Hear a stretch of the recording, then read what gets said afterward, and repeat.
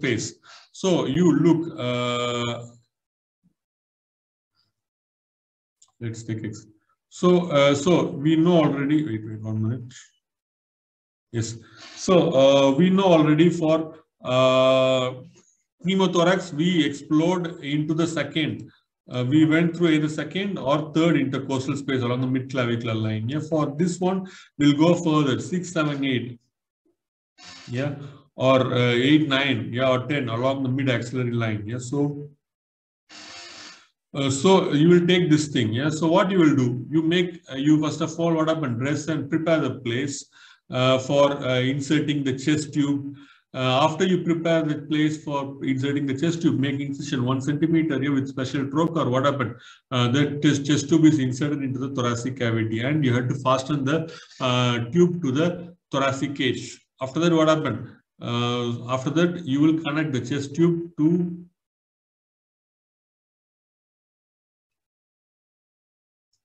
canizer. Yeah, this is artificially, or you can put patient chest tube into a container filled with water. So why we put the patient, this is Bolow's technique. Yeah, why we put into a container with water? So what does it do? And this bottle is going to hang down the patient's body. Yeah, so what will happen? So in the phase of inspiration or expiration, yeah, because of decrease in pressure, yeah, an increase in pressure, yeah, what happens? This air will come and filter in and come and accumulate into your thoracic tube. So what does it do? So when you apply the chest tube and when you're fastening, until you fasten and until you insert the other end of the tube into this container, we have to clamp the tube. After you finish everything, only you'll unclamp. If you don't unclamp and do all this procedure, what happens? This tube will act like a open pneumothorax or sometimes even like a closed pneumothorax. So no.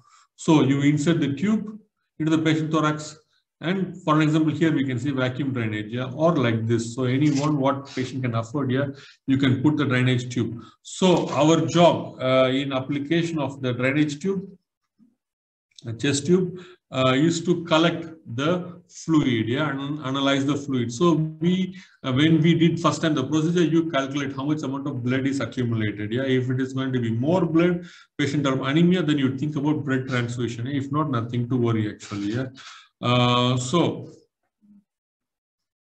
with this, I stop with our hemothorax. Next comes already some other condition. Yeah, from thoracic cavity, we may move into pericardial space. Yeah, patient can come to hospital with cardiac tamponade. Yeah. Cardiac tamponade usually results from a penetrating injury which causes bleeding into the pericardial space. Yeah, the sac is relatively small, yeah, volume and cannot expand. So what does it do? So a small amount of this fluid will cause what cardiac arrest, and so you've finished already, yeah, in this patient. Yeah, so this is a life-threatening condition. So I believe you already know all this defied process and the final rib. Yeah, so you find this point. So the needle should point towards the pericardial space and insert into the. You will be inserting it layer by layer. Yeah. And what happens? You aspirate the fluid actually. Yeah. What are the other signs for this cardiac tamponade? Yeah. So you might see triads. Yeah. That means Briggs-Myers, distended neck vein, muffled heart sound, and decreased arterial blood pressure. You can see any one of these things. Rise of jugular venous pressure on inspection. Yeah. Terminal ECG stage, especially heart is already soft function. Of course, you're going to see terminal ECG phase. Yeah. With patients dyspnea, penetrating chest wound, yeah, fracture. So here's some of the signs and symptoms of this condition. Next. Clinical diagnosis of this condition is very hard, especially when we try to do this thing in a noisy environment. Yeah. So if patient with any chest injury, yeah, you also try to rule out patient has what cardiac tamponade present or not according to the clinics that you have actually. Yeah. So I'll read to treatment. Next thing. What can happen is we can see mediastinal structure. Yeah, it can be esophagus or aorta. Yeah, or inferior vena cava. Yeah, so superior vena cava that is going anteriorly. Yeah? Upper. Yeah, so in mediastinal structure, so any of this structure can be damaged. So how to? Thank God for thoracic cage, it prevents them from damaging. Yeah, apart from that, how to diagnose if got damage? Yeah, so for this once again.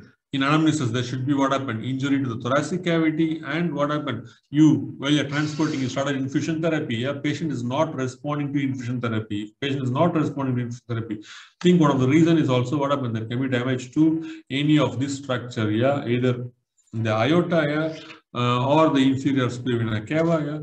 So you think and try to rule it out, yeah.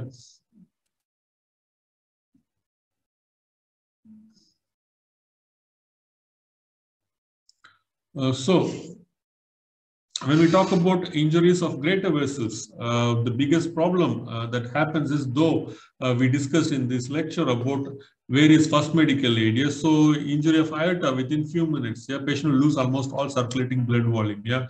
So resuscitation of this patient is physically what happens. These patients will always come to the hospital with broad dead. You know, when they come with anamnesis like broad dead to the hospital actually. Yeah. So what tactics can be done to prevent this thing? What can be done? So if there is any penetrating object that is penetrating, yeah, so especially we saw in the beginning of the lecture, yeah, so beginning of the lecture we saw penetrating. 1 minute. Patient came with some, for example, imagine this was here, yeah. If not into the thoracic, imagine it came. If patient came with any penetrating injury, either this one, yeah. So our job, you already know as a protocol in your first aid, yeah, we don't remove this penetrating object, because this penetrating object at one point act like a hemostatic structure. When you just remove this penetrating object, there will be massive bleeding. So let it continue that the patient has a penetrating object and patient is brought to the hospital. The patient comes to the hospital after proper anamnesis. Yeah, in this patient, because you have to make the patient ready for the operation. For sure, there will be a blood biochemical test. You have to bleeding time, clotting time, yeah. Everything will be taken to check whether patient have anemia or not, yeah, and other factors also. Patient will have good coagulation or not also, yeah.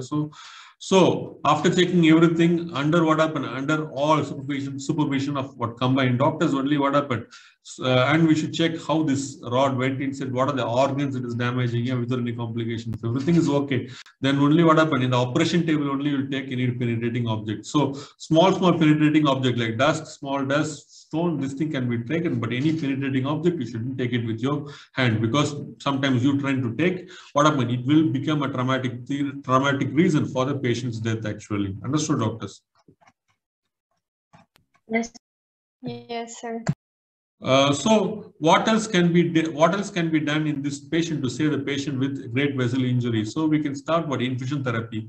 We can start infusion therapy into this patient with what happened. We can apply to the patient maybe what happened, traumatic anti-shock suit, but it will only compress until abdominal aorta, but it's not going to help anywhere if any of the structures developed damaged much more proximally. Yeah, but here only one thing that can save is what happened, infusion therapy. So we are increasing circulating blood volume. In this case, what happened, tachycardia will be decreased, and maybe patient can overcome out of it. Yeah, so this is what I want to share with you all. Yeah.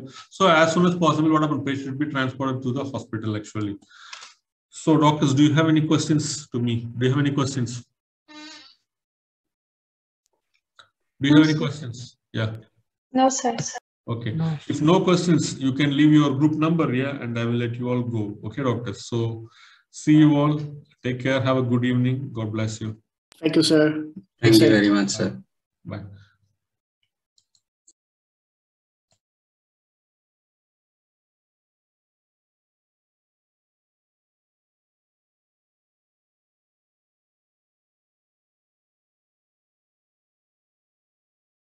This is Dania, sir.